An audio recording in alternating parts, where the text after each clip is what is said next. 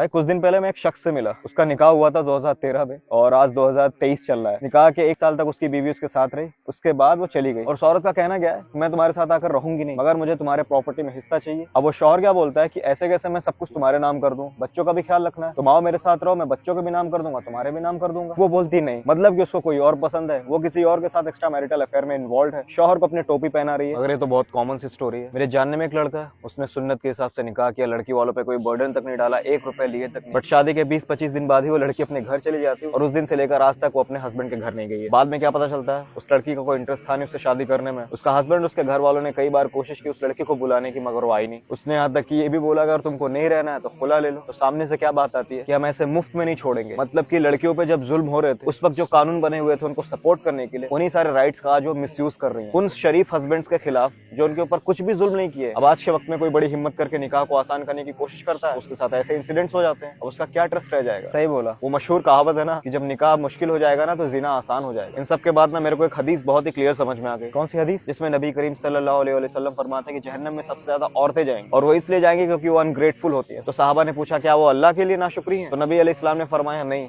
बल्कि अपने शौहरों के लिए। उनके कंपेनियंस उनके लिए कितना भी अच्छा कर दे मगर वो लास्ट में बोलते हैं हमको तो तुमसे कुछ अच्छा मिला नहीं। और इसी वजह से हदीस में आता है majority of them will be the dwellers of hell fire. हाँ, फेमिनिस्ट को ये बात हजम नहीं होगी।